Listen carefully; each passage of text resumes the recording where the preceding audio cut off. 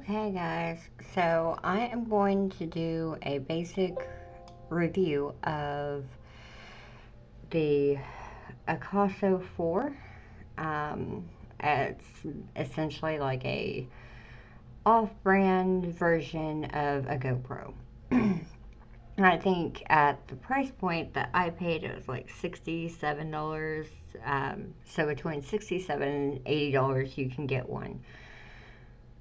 For basic recording, here's essentially my recommendations, my overviews, my likes and dislikes. So you can shoot in 1080, 2K, or 4K. All the video in this footage was actually shot in the 2K 30 frames per second. And I think overall the video quality is decent. It's not the best, it's not perfect, but if you're just doing little home videos or taking video for memories, basically, I think it's fine. You're probably going to want to purchase a separate mic because the audio, I had to mute the video that I recorded because you couldn't hear anything that was being said, talked about.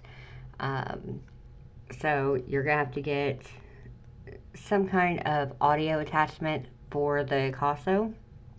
Um, but the video itself really isn't bad for the price.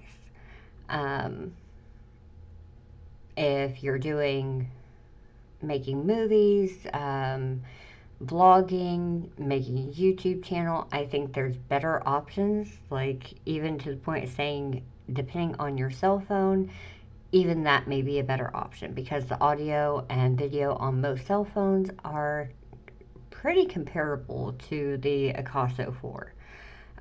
The main difference is the size and bulkiness. The Akaso is pretty small, which, can be a blessing and a curse because throughout the video, my fingers and nails kept, popping up in the video because it's a little bitty thing. Um, One of the things that I don't like, aside from the audio, is there is no zoom in button.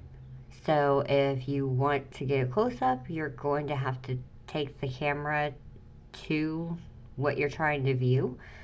Um, I I would have liked a zoom button for it, but again, 67 dollars. I'm really not going to complain too much. Um, However, for my personal needs, I'm probably just going to use my Nikon D3300 or my cell phone, depending. Um, the unboxing of the product was not as user friendly as I would have liked either. There was like one set of instructions that's like, hey, make sure you charge this thing, and this is where you put the memory card in, and you know, uh, you don't even have to understand rocket science to know that it's got to be charged. And looking at the camera itself, you would have figured out where the memory card went. So getting the pieces off the box itself was pretty complicated. Um, so I actually had to go watch another YouTuber's video to figure out how to get the plastic casing off the box. That was terrible. Um, the casing itself also muffles the sound on the video. So whenever you're recording and you have it in the waterproof casing, it's also going to muffle the sound as well. And being the sound quality is lacking already, it's just another hindrance. And whenever you have the EIS on, whenever you're moving, which, that's why I did some of the driving videos and walking videos, even with the EIS, it's still pretty terrible stabilization, in my opinion.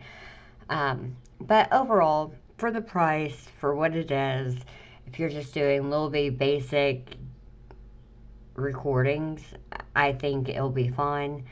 Um, I am going to leave a link in the description if you want to purchase one. I'm going to use my affiliate link. So let me know what you think if you get one.